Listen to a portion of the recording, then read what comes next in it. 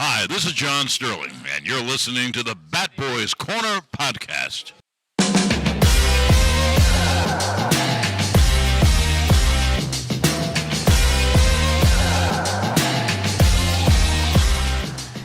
Hello everybody and welcome to episode number 2 of the Batboys Corner podcast. I'm Billy Pinkney coming at you from the Batboys Corner studios in Little Falls, New Jersey. Today we'll be continuing to talk about the coronavirus and its effect on the players. We are lucky enough to actually have 2 special guests on this episode, both Cincinnati Reds pitcher Alex Powers and Minnesota Twins infielder Peter Mooney. So in a bit we'll hear from those guys, but now let's talk about what has changed since our last podcast, which was last week. Right after that last episode, Major League Baseball announced that they will be compensating the minor leaguers, which is a huge step. They made a press release stating each player who is under a minor league uniform player contract will receive a lump sum equal to the allowances that would have been paid through April 8th. April 8th is the last workout day before the start of the minor league season, so that's good for them. You know, we'll talk to Peter Mooney and Alex Powers in a bit and see what their thoughts are on it. And this doesn't apply to the 40-man roster guys or the big leaguers, since they're being compensated and receiving services from the big league club still. And as Tim mentioned last week, only the active big leaguers and 40-man roster guys were allowed to stay at their spring training locations, and everyone else had to head back home. When last week teams were delivering meals to the players and at their hotels and really helping them out at the facility. And a couple weeks ago, before the plan to pay the minor leaguers was announced, a pitcher in the athletics organization by the name of Peter Bayer delivered food to people through DoorDash. He made $62 in 3 hours, and the last time he was paid by the A's was in August. So, you know, you got to do what you got to do in order to, make money if you're a minor leaguer. And luckily with this new plan now that they'll be paying the minor leaguers through the 8th, and I'm sure they'll make a new plan after that, because the season won't resume on April 8th. That's huge for the players. Bayer went on Twitter to say, the short answer is, I don't believe I will have to drive DoorDash anymore. So that was on Twitter, and, it seems like it'll help him out a lot, so that's great. And, just keep his mind on getting ready for the season whenever they resume. So, we're going to take a quick break here on the Batboys Corner podcast, and when we come back, we'll have Minnesota Twins infielder Peter Mooney on over the phone to discuss his situation. Throughout my interviews over the years, I've always asked my interviewees what advice they would give to a younger player. I've decided to take those clips of motivational advice and turn them into Motivation Monday. Check BillyTheBatBoysCorner.com every Monday to receive brand new advice from professional athletes. All right, we are back here on the Batboys Corner podcast with a special guest over the phone, and that's Minnesota Twins infielder Peter Mooney. Peter, thanks for coming on. Hey, no problem. Glad to be doing it. Now, first off, how are you and your family doing? We're alive. We're hanging in there. We're down in South Florida, so the weather's nice. Not too many cases around locally, but we know it's out there, so I got a new daughter, 5-month-old daughter. We're staying in the house as much as we can. The wife is a pharmacist, so we're trying to limit the interactions with people, and just washing our hands is the only thing we can do. All right. Now, it's probably weird for them to see you around this time of year, right? This is the first time I've been home for St. Patrick's Day in 10 years. Oh, so wow. It's been a while since I've enjoyed the summer of Florida, and I wouldn't say I'm enjoying it right now. But. Right. Now, I've spoken to a few different players from different organizations, and it seems like every organization is taking the same precautions, cleaning the facilities, sending the minor leaguers home. Is that pretty much what the Twins did as well?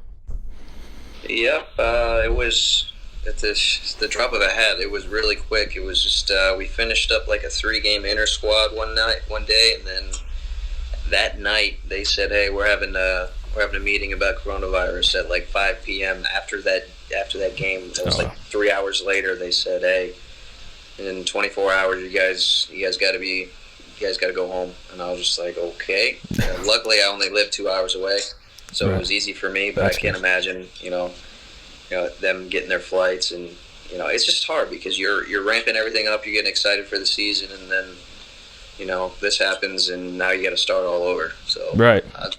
I just don't know how they're going to do it, or nobody has a time frame or a set date right now, so everything's just up in the air right now. Right. Now, being it's a prolonged stoppage and you don't know how long it's going to be, are you maintaining your spring training conditioning workouts, or did you revert back to your winter workouts as you would do in a normal off-season? Well, they informed us. They said, because we don't have a set date, just treat it as if it is off-season. Stay in shape. Do what you got to do. You guys are professionals. You know what you got to do.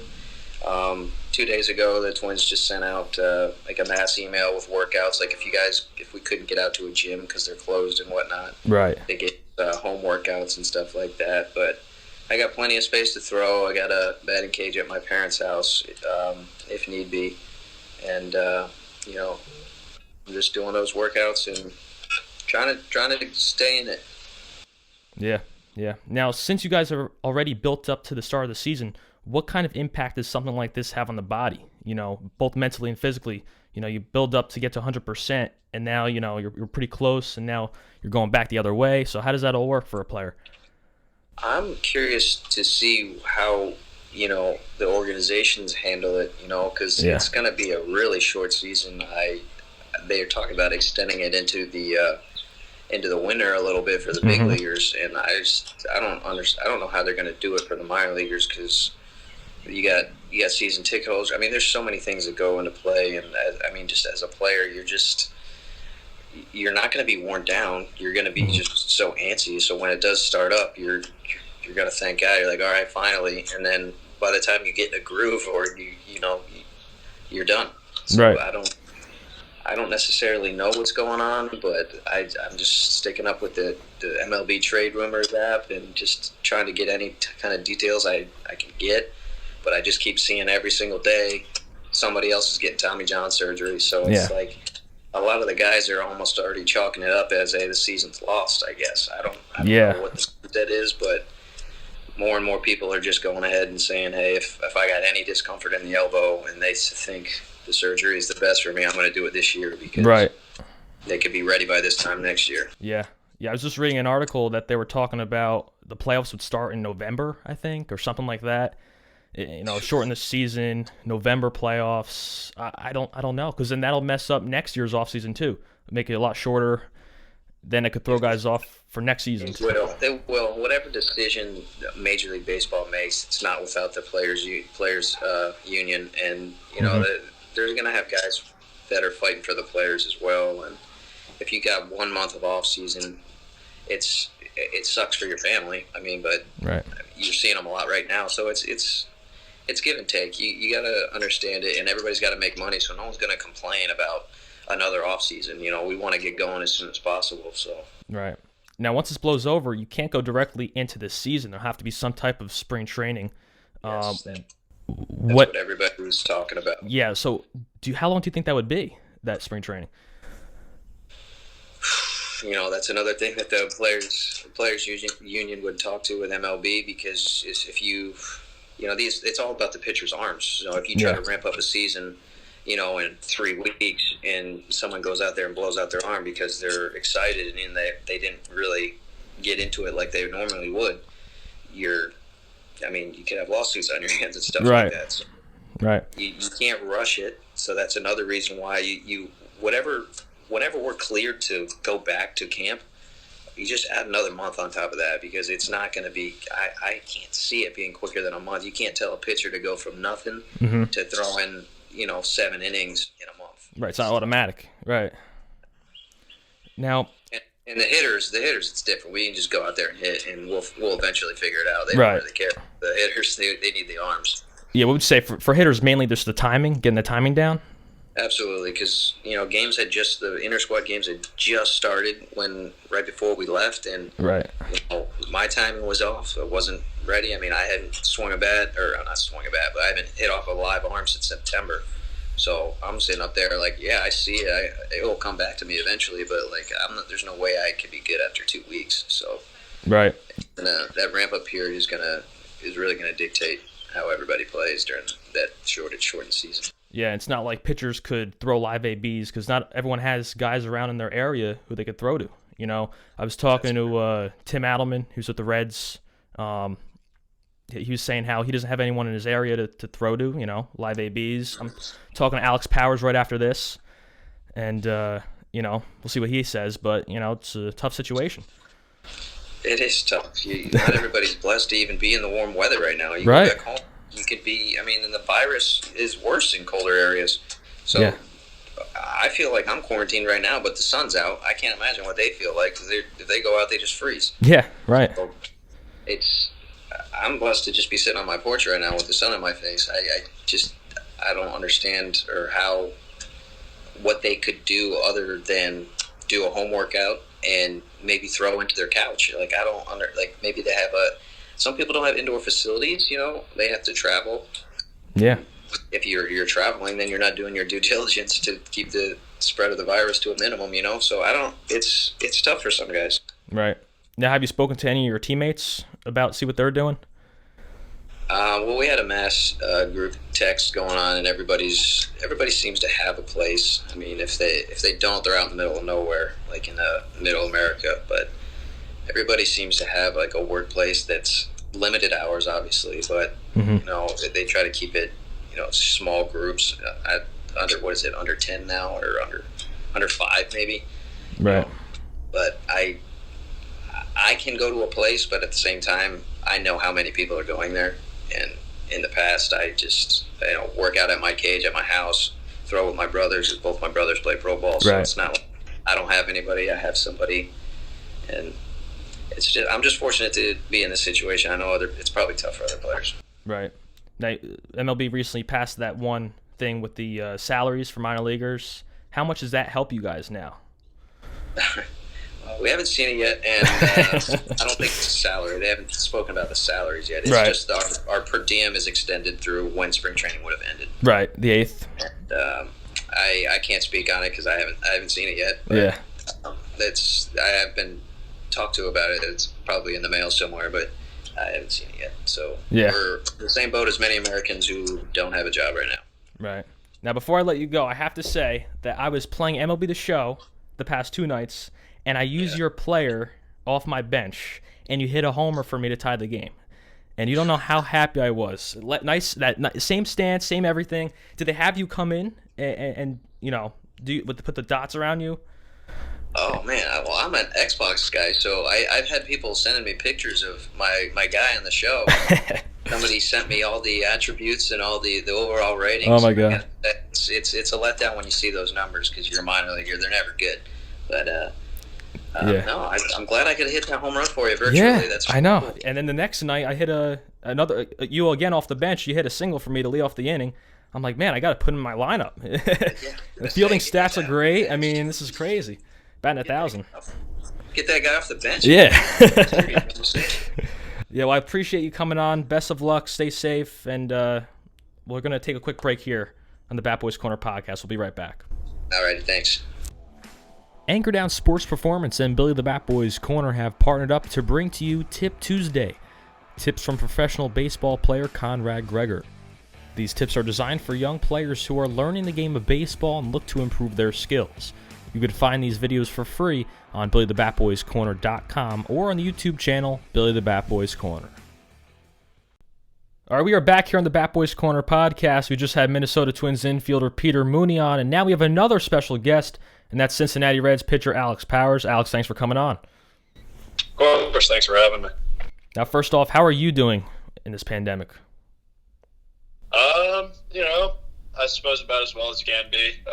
Dealing with the uncertainty and all of that, it's kind of really the only thing you can do is just stay ready. So that's kind of what I've been trying to do for the last 10 days or so since I've been home. Right. Now, how have the Reds organization handled this whole situation?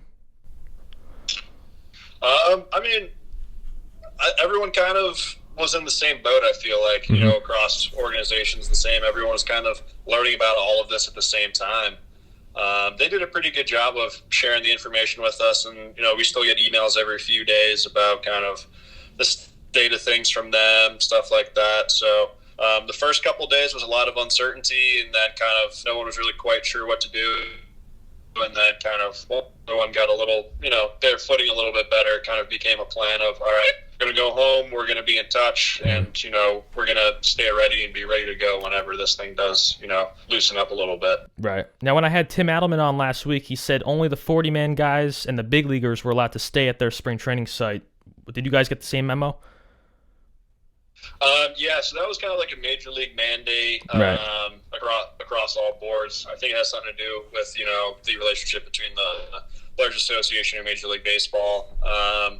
Because originally they told us, hey, you can stay out here, you can train here, stuff like that within the first few days. And then obviously as soon as we kind of start to learn more information about how serious this really was, that kind of changed. And it wasn't so much like of a mandatory, like you absolutely have to go home, as much as it was, because obviously there's some guys who are living in high risk areas that, might not be able to go home. So for us, it was, if you can go home, please do go home, and, we'll take it from there. Yeah. Have they given you any sort of major updates within the past week or so? Nothing that I would really say falls under the category of major. Yeah. Anything that's major has kind of been like a joint statement coming from Major League Baseball itself. Yeah. So that's not something really that I'd like. The Reds would kind of tell us something major without everyone else really knowing it. Right. Now, I just spoke to your former teammate, Peter Mooney, and I'm going to ask you some similar questions and talk about some similar stuff. Since it's a prolonged stoppage and you don't know how long it's going to be, are you maintaining your spring training conditioning workouts, or did you revert back to your winter workouts? I've kind of done a bit of a hybrid with it. Because for me, my last month of the off season is kind of tapering down from more of the intense, heavier type stuff and getting ready for more competition based.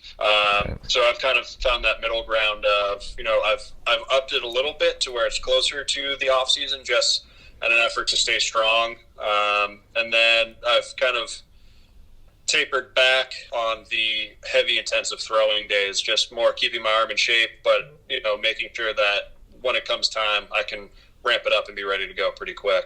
Right. Did the Reds give you any type of workout plan or schedule? Yeah, they reached out to us with kind of like a 3-week plan type thing. Okay. Because obviously the whole idea is once this does pick back up again, there's going to be a brief sort of spring training period again. So they gave us something kind of like geared towards when that might be, and then it's obviously everything's adjusting on the fly, stuff like that. And then also the biggest part they told us was, follow these guidelines, but the biggest thing is just listen to yourself and, let your body tell you when to push and when to pull back a little bit. Right. Did they say how long they think the spring training is going to be when they resume again? They didn't really give any specifics on that. From what I've heard talking with other guys, and then some of the stuff that Major League Baseball's put out for the timelines, I think you're probably looking at maybe like a 3-week ramp up once things kind of start to be determined again. So, right. If you were just going to play the testing game of, maybe we start in mid-June, then maybe we start like, 3rd week of May, we go back and kind of have our exhibition games and that ramp up period again. Right. Now, you guys build up to the start of the season, so guys seem to think that spring training is a few weeks too long. Do you feel that way too? For me personally, I think it can feel a little long sometimes. I know, that's such a thing of guys use spring training differently. Right. Because I know some guys who come into spring training, ready to rock. They've already been throwing to hitters. Yeah. Everything's good. Those first week of just throwing pens almost feels like a step back for some of them. But then there's other guys who, older veterans that really just kind of know what they're doing. They know that they've been doing it for 12 years, so they know spring training, this is where I need to be. I'll get X number of innings and then use that to be their build-up. So the guys that are, more solidified can use it as more of a true build-up, where the guys that are fighting for a spot got to come in ready to rock.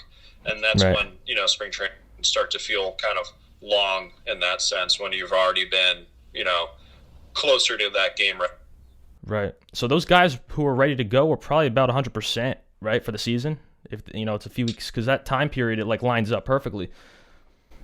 Yeah, I mean, definitely. And I would say so. It's a lot simpler for relievers with what's going on right now, just in the sense of, you're going to throw one inning at pop in spring training, and then towards the end of spring, maybe I'll have a back-to-back, or I'll have a 2-inning outing once or twice maybe.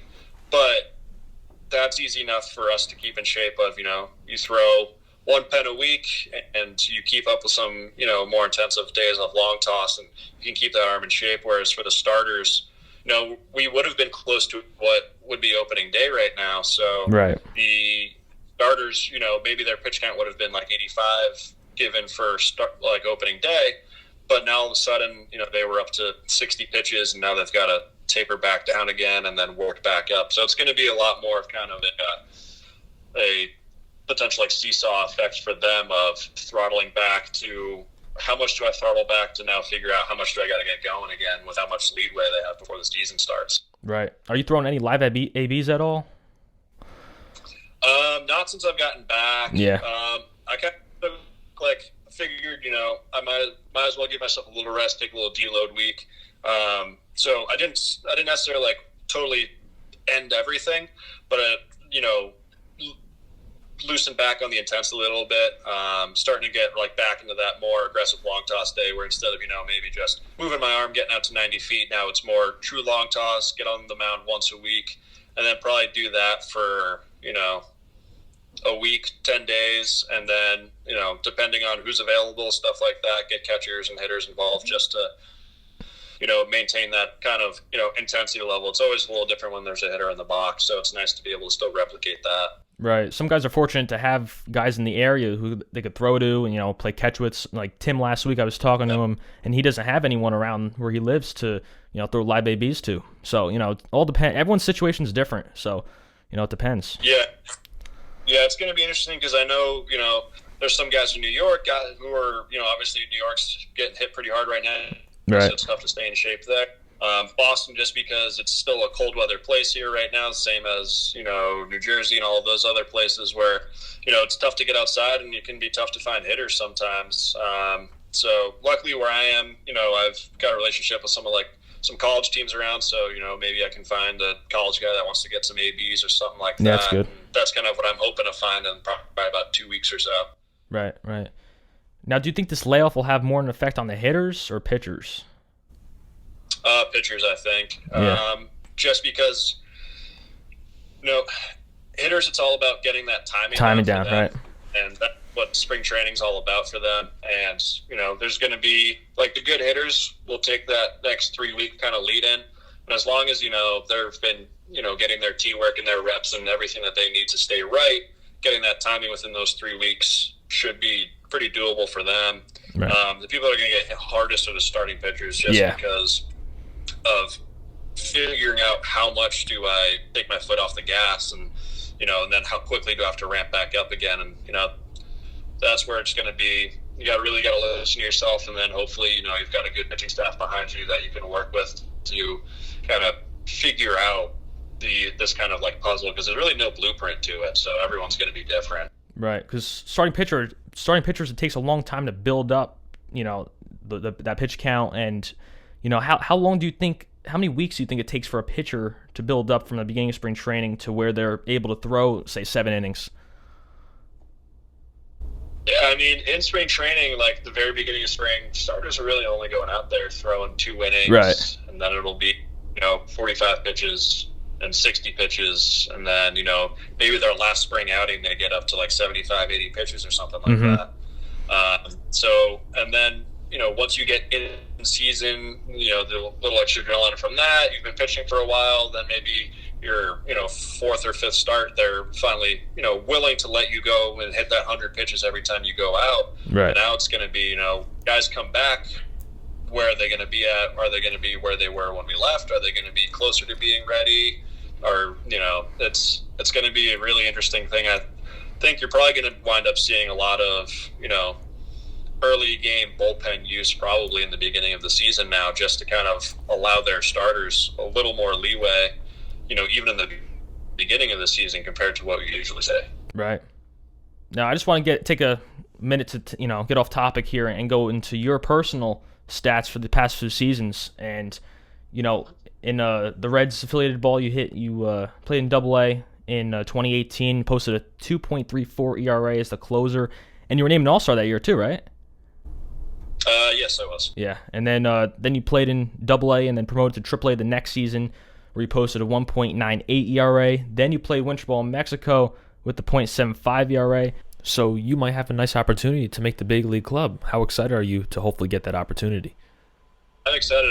I feel like I've put myself in a good position of, before maybe I was just kind of a guy in the minor leagues to now, not necessarily I'd say making a name for myself, but myself on the radar of the big league club, and and then being in big league camp this year, throwing well, stuff like that. Just the opportunity to throw as much as I could in front of those coaches was a big opportunity, something I was excited about. And obviously this kind of throws a wrench in that momentum, but it'll be an interesting year. I was really excited for this year. I'm still excited for this year for when it does start up. Yeah. I think it's one of those things where as long as I go out there and continue to take care of my business, that's all I can do, and then hopefully just the opportunity presents itself.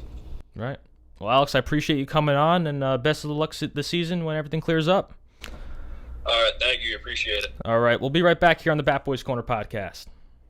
Hi, this is Jack Curry, and you're listening to the Bat Boys Corner podcast. All right, we are back here on the Bat Boys Corner podcast. We just had Cincinnati Reds pitcher Alex Powers on here, and it's looking like everyone's in the same boat. Major League Baseball is keeping their players updated, and all the organizations are following the protocol. So that's about it, and see over the next few weeks what happens. And that'll do it here on the Bat Boys Corner podcast. We'd like to thank everyone for tuning in. And stay connected with us by following us on Instagram at Billy_the_Batboys_corner, on Twitter at Billy the Batboy. Like us on Facebook at Billy the Batboys Corner, and on TikTok as Billy the Batboy. If you're watching on YouTube, please subscribe and turn on post notifications so you can be notified every time we post a new episode. Episode number 3 will be out soon, so stay tuned, and that'll do it on this episode of the Bat Boys Corner podcast. Hi, this is John Sterling, and you're listening to the Bat Boys Corner podcast.